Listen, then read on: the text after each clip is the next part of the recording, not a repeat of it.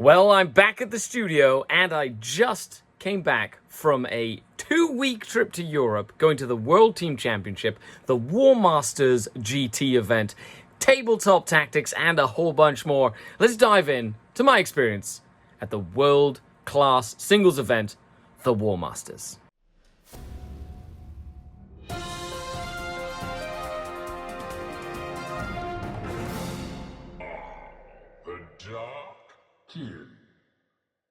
Hello everyone, welcome to Skaredcast. I'm going to go do a tournament review about my experience at the Warmasters, which is the singles event that happens before the World Team Championship every single year. Now, for anybody who doesn't know, the World Team Championship of Warhammer is like the Olympics of Warhammer. I got to play for Team Canada and decided to take Necrons to the event. Now, if you've watched a couple of my previous videos, you saw me adapt and make this list. I'm not going to go over that, but let's go over the games I played, and then let's bounce back to the studio and kind of see how I did and how that went and all that good stuff. Enjoy. I hope you learned some stuff. Getting ready for the event. We're at the venue. Of course, this is for the singles. There's like a huge lineup of people. Really excited. We don't know what pairings are yet, but it's going to be 6 rounds, and let's take a look at the games. Top-notch, high-level Warhammer 40,000. Okay, so first round, I ended up playing Genius of the Cult, and I did win 11-9. So I did get 90 to 81 points. It was a very, very, very close, tight game. It was really fun. Had a lot of good time against Lucas, who was a French player, and he played it very well. I just had bottom of turn. I was able to solidify the win.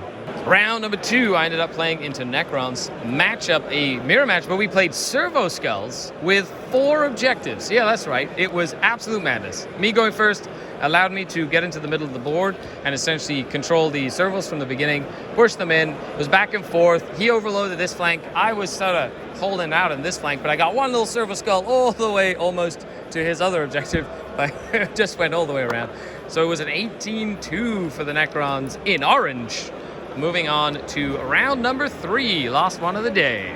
Round number 3 into Thousand Suns. I played Edouard from the French team. It was the Ritual, and it was a very, very close game.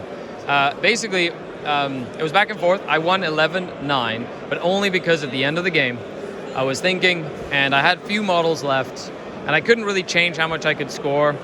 So what I did is I moved all my models off of objectives just in case he would have drawn on the tactical deck overwhelming force, which means you get points for killing enemy units that are within range of objectives at the start of the turn.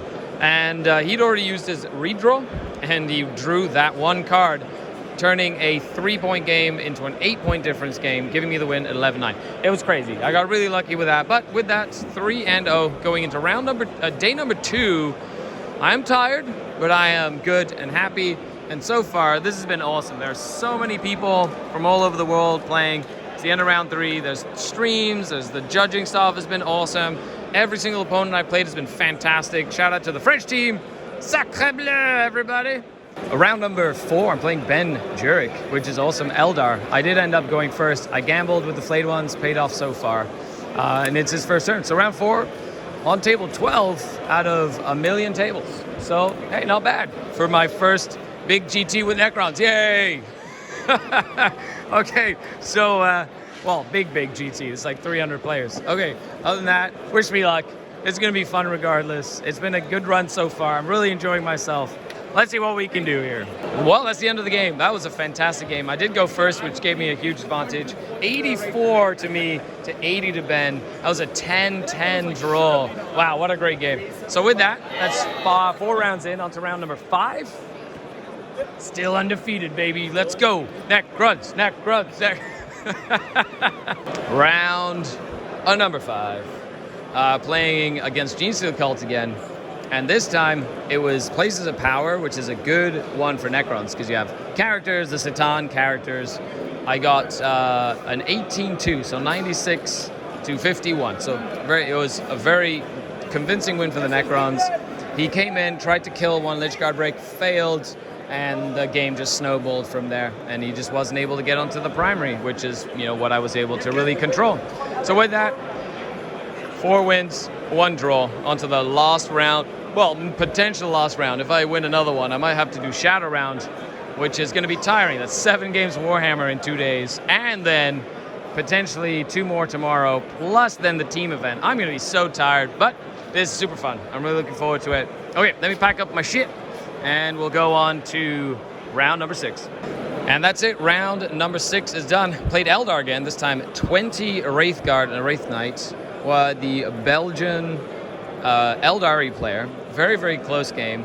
A couple of things went my way, a couple of things went his way. I did end up losing the game 76 to 94. That's a 13-7. So I did get some points off of the matchup. The kill more was the thing that really got me the most. It was hard to get kill more into the Wraithguard. I was trying to kill the characters at key points by assassinating them. It didn't work out. But I learned a lot from this matchup because it's a different build than what you normally see, which is either 1 unit Wraithguard or things like that. Anyway, well, that's it. That's 5-1 at the Warmasters, which was awesome.